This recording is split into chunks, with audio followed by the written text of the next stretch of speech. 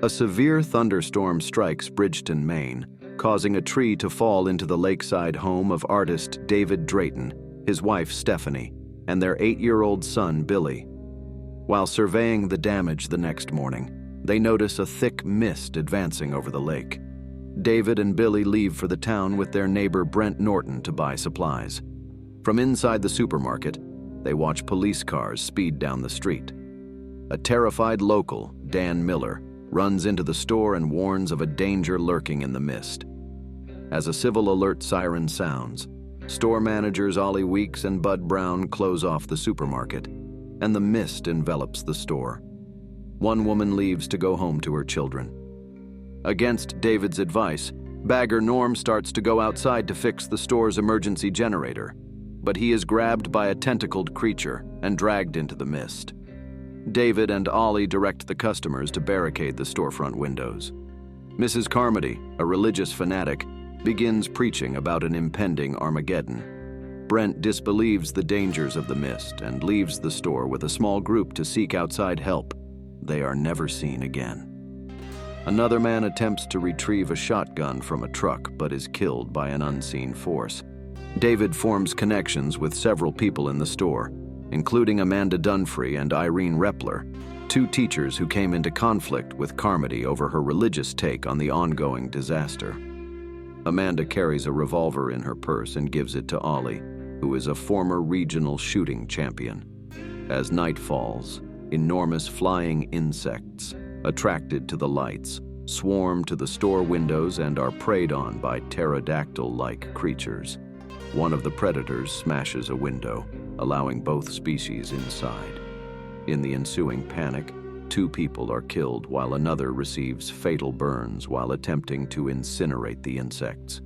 Meanwhile, Carmody is miraculously spared from an insect, which convinces her to proselytize more fervently and gain followers among the survivors. A small group led by David goes to the neighboring pharmacy in search of medical supplies, but is attacked by giant spiders that kill 2 men, forcing them to retreat. Carmody, who had opposed the expedition, uses this failure to increase her influence by offering protection from divine wrath to new converts. The next day, following the suicides of 2 soldiers from the local military base, a 3rd soldier, Jessup, reveals that a government project to discover other dimensions was underway at the base, and that scientists accidentally opened a doorway into the creature's habitat.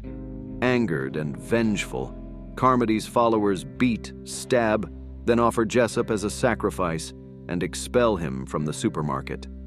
Outside, he is immediately devoured by a giant praying mantis-like creature.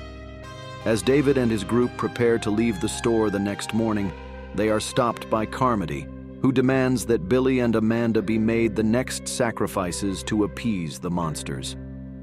As the crowd descends, however, Ollie shoots and kills Carmody.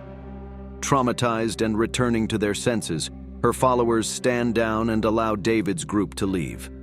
As the group makes its way through the parking lot, Ollie is devoured by the praying mantis-like creature, while 2 others, Myron and Ambrose, are killed by the spider creatures from the pharmacy. Bud runs back to the store and is allowed back inside. David, Billy, Dan, Amanda, and Irene reach David's car and leave. Driving through the mist, David finds his home destroyed and Stephanie dead. Devastated, he drives away from town, passing a colossal 6-legged beast and eventually running out of gas. With no means of escaping the mist, the adults decide to end their lives. Aiding their suicide, David shoots Billy and the other 3 survivors with his 4 remaining bullets before leaving the car to be taken by the creatures. The mist suddenly dissipates, revealing the vanguard of a U.S. Army armored column beginning the process of exterminating the creatures and restoring order.